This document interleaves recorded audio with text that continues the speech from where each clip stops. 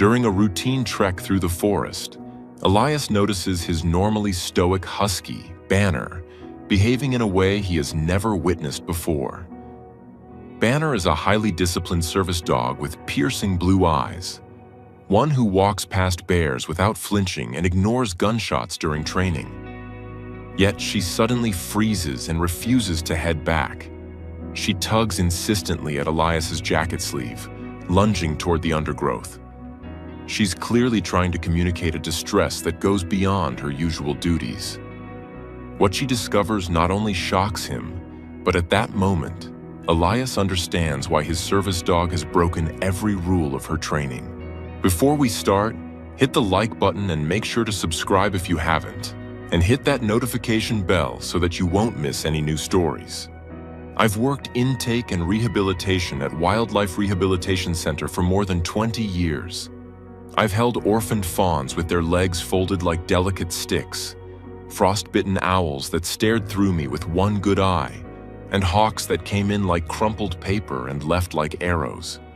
Still, that picture stopped me cold, because it showed something you can't train and you can't fake. A working dog choosing tenderness in the middle of an emergency. A copper Siberian Husky with winter blue eyes wore a teal service harness. In her mouth, held with impossible care, was a tiny wildcat kitten, limp with exhaustion, its legs hanging like a little branch. People who don't know animals ask, "Why didn't the dog hurt it?" People who do know animals ask, what kind of day made that the safest place for a kitten to be? That day began like most days for Elias Brennan, with routine, because routine kept him upright. Elias was 58 and lived outside a small town in northern Michigan, where the mailman still waved and the diner still served pie under a glass dome. He rented a modest cabin at the edge of State Forest, a place where the night sky could still look like it belonged to the world, not the city. He'd come home from deployment carrying PTSD and migraines that could drop him without warning, pain behind the eyes like a hammer, and a nervous system that sometimes mistook ordinary sounds for danger. On good mornings, he was steady. On bad ones, he could feel his thoughts sprinting even while his body stayed still. He'd learned to keep his world small. Coffee at the same time, a walk at the same time, his keys always in the same bowl, his phone always charged. Not because he was picky, because predictability made him feel safe. Banner helped him live. Banner wasn't a pet in a vest. She was a trained service dog, steady, precise. She interrupted spirals by nudging his hand or stepping into his path. She created space behind him in lines when his shoulders tightened and he started scanning. She could do grounding work by leaning her weight against his leg when his breathing went shallow. And she fetched medication when the first subtle change in his scent and breath told her a migraine was coming. Most service dogs are reliable. Banner was reliable like a metronome. That's why Elias noticed the moment she broke pattern. It was late May, bright and mild, the kind of morning that makes old knees feel younger. Elias and Banner walked their familiar loop. Sandy path, cedars, creek, then back along the old logging road. Banner stayed on his left with a loose leash, her shoulder brushing his thigh. Halfway through the loop, Banner stopped. Elias waited, expecting the usual, maybe a fox scent, a rabbit trail. But Banner didn't sniff. She planted her feet and tugged at his jacket sleeve. "Banner, heel," he said. She didn't move. She looked at him, then into the woods, and tugged again. Insistent, not playful. It wasn't the bratty pull of a dog who wants to chase something. It was the firm insistence of a partner who has learned, through repetition and consequence, that one small signal can change the outcome of a whole day. Banner had woken him before when the propane alarm failed. She had alerted him to migraines he hadn't felt yet. She didn't ignore commands unless something mattered. Elias's pulse quickened anyway. That quickening was its own danger. He could feel his body start to climb the ladder toward panic, toward headache. Banner sensed it and pressed a shoulder into his leg for half a second, an anchor, then returned her gaze to the trees. "Show me," Elias whispered. Banner led him off trail, straight through brush and fallen limbs, deeper than they ever went on a routine walk. Elias had to lift his boots over branches and duck under saplings. Banner didn't weave like she was chasing a scent. She moved in a deliberate line, checking back once to make sure he followed. She slowed at an old oak whose roots rose from the earth like knuckles. Wedged between two roots was a box, not ordinary cardboard. Thick, taped with gray duct tape, wrapped in camo cloth like someone wanted it to disappear. Pine needles had been scattered over it, but not enough. Elias's throat went dry. He kept Banner close. "Stay." She stayed. Elias crouched and touched the tape. It was clean, recent. He pressed his ear to the lid. At first, only his own breath and the distant ticking of a woodpecker. Then a faint sound, tiny, strained, like a mouse, but wrong in a way his instincts recognized. He cut the tape with his pocket knife. A cold, sour smell drifted up, damp cloth and fear. Inside, wrapped in a torn towel, was a kitten. For a heartbeat, his mind tried to call it a stray cat. Then the markings hit him. Spots and bars, heavier muzzle, different ears.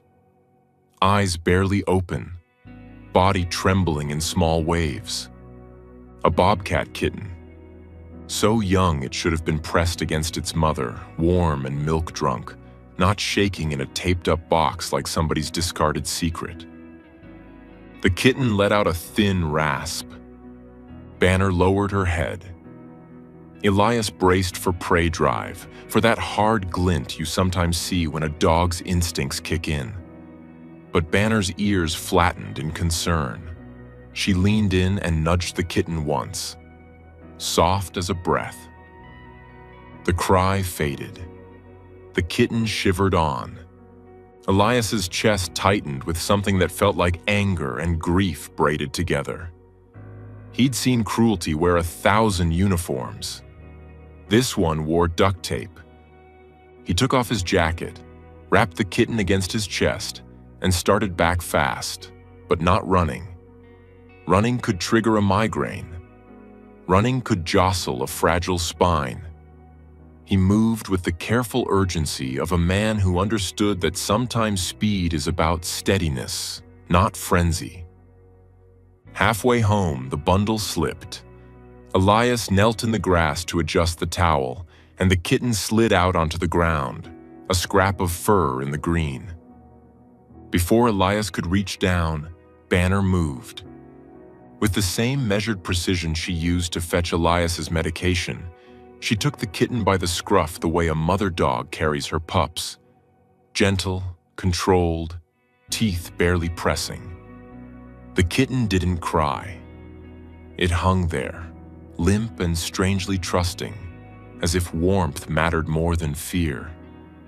Banner looked up at Elias and held still, waiting. "Easy," Elias whispered. "Good girl. Stay." She stayed. That was the moment Martha Klein, Elias's neighbor, rounded the yard with her own dog and froze.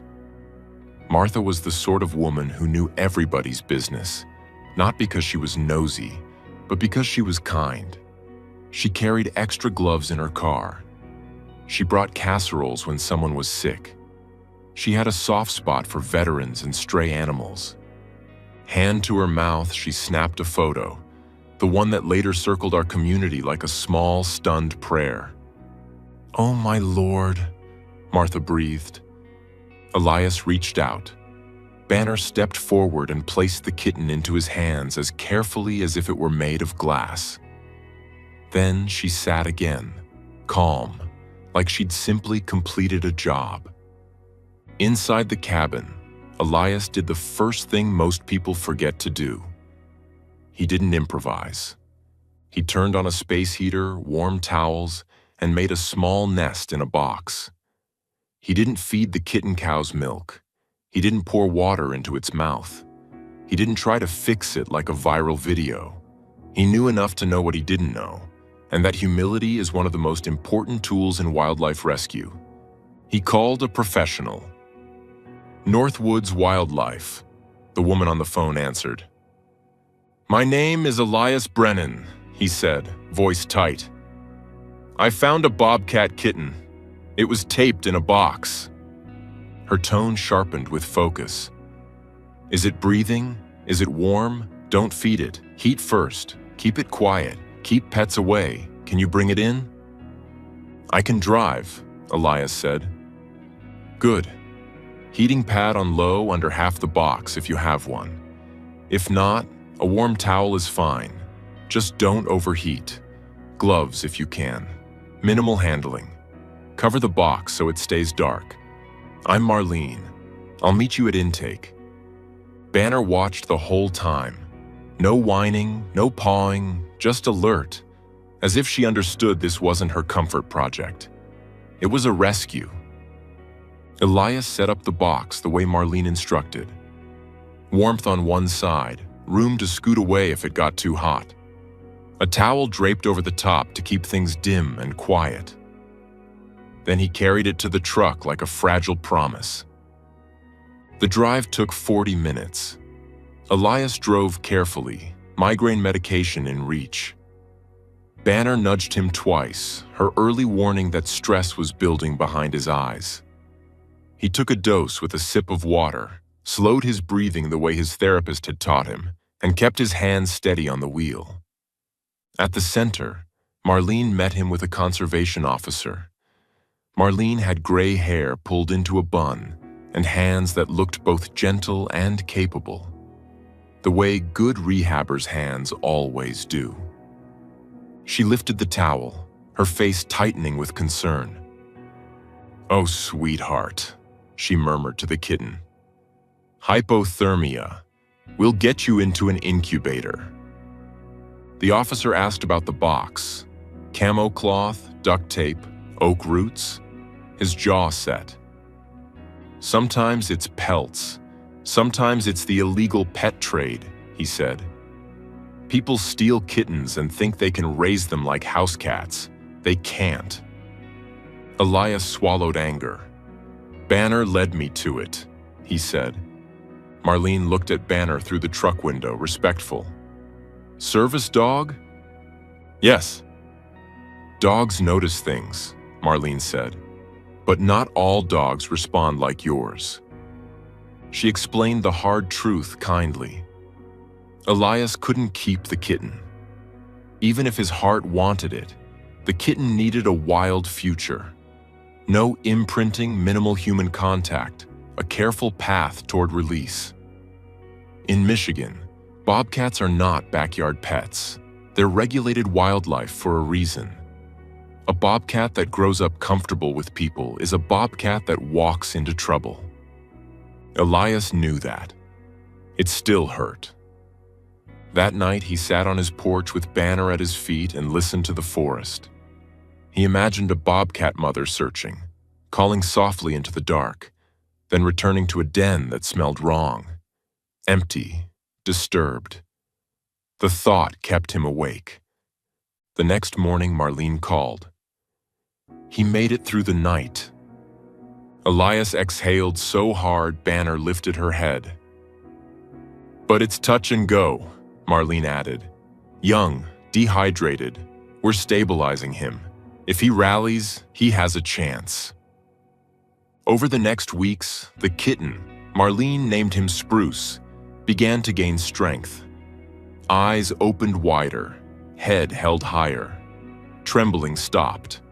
He developed that bobcat attitude too, the quick little frown and the tiny hiss that says, I'm not yours. Elias visited once, invited to stand behind glass so Spruce wouldn't see him up close.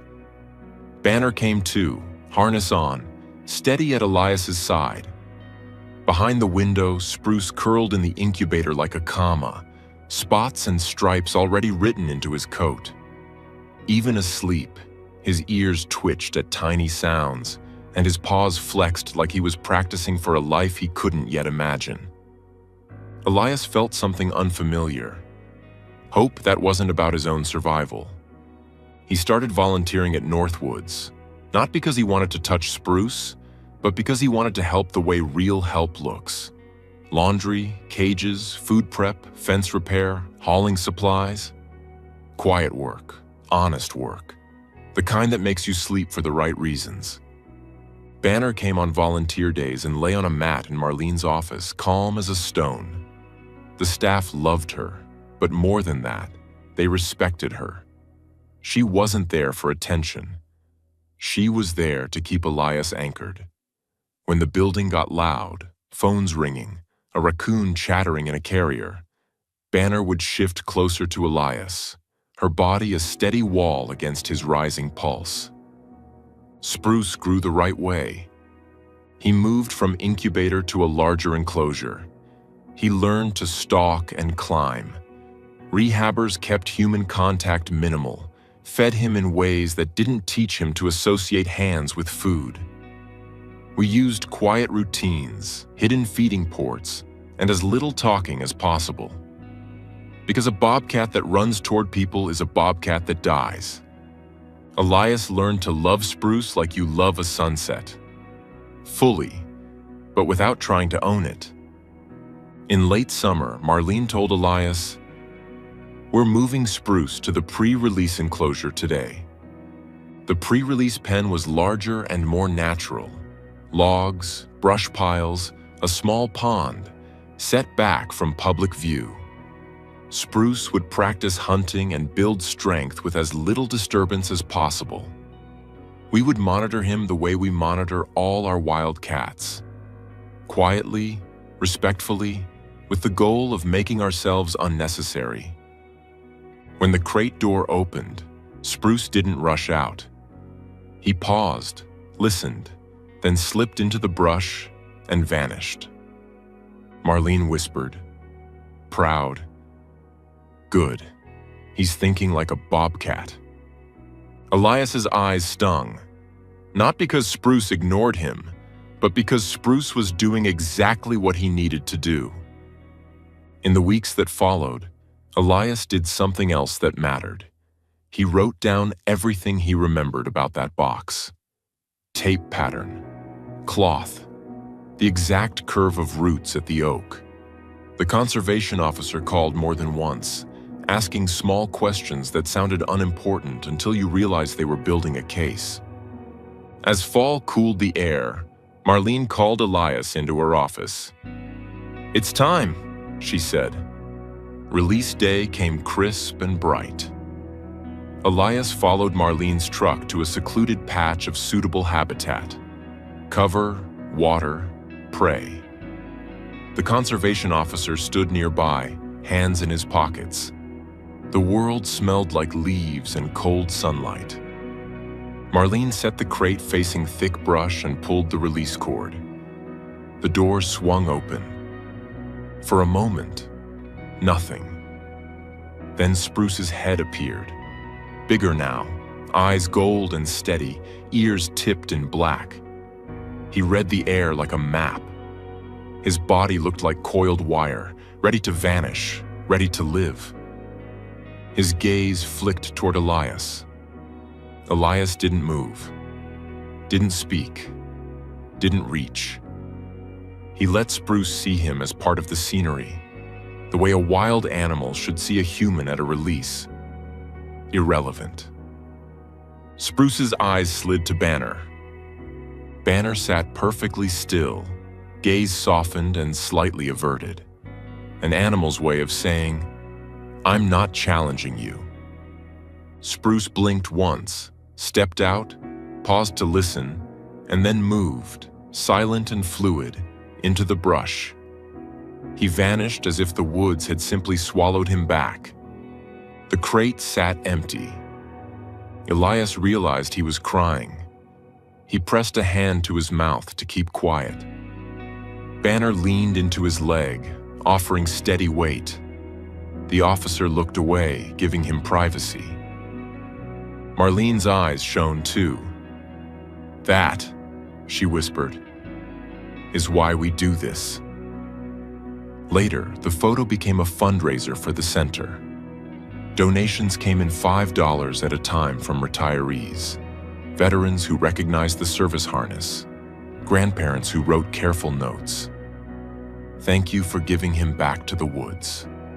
One woman mailed a $20 bill taped to a card that said, "I'm on Social Security, but I want to help." Marlene asked Elias to speak at the library, a small community night with folding chairs and coffee that tasted like it had sat too long. Elias told the story straight. The trail, the box, the trembling kitten. Then he said the part that mattered. "Somebody did this," he told them. "Somebody stole a wild baby and dumped him like trash. That's not nature, that's cruelty. If you hear folks bragging about raising a wildcat, don't feed it with attention. Don't buy it. Call it in. The animal always pays the price." Afterward, an older man in a VFW cap shook Elias's hand and nodded at Banner. "Your dog. She's a good partner." "She is," Elias said, voice rough. "And she reminded me I can still do the right thing." A few weeks after the release, Elias walked the trail again. Leaves were turning. Banner stayed close at his left, leash loose. At the old oak, Elias stopped. The roots were the same, but the hiding spot was empty. No tape, no camo cloth, only leaves and soil. He set a small stone at the base of the tree, not a shrine, just a marker in his own mind. This is where the world asked something of you, and you answered. Banner sat beside him, watching the woods. Elias thought he saw movement once, maybe a flicker of spotted fur, maybe only light and longing. He didn't chase it. He didn't call out. He let the forest keep its secrets. Then Banner nudged his hand, a gentle reminder. Stand up. Breathe. Keep walking. Elias rose, heart steady. They headed home together, carrying a quiet story that would last longer than any photograph. And somewhere in the deep green American woods, a young bobcat moved through shadow and sunlight, wild, unseen, and free. Alive because on an ordinary morning, a service dog with ice blue eyes refused to follow the trail back home.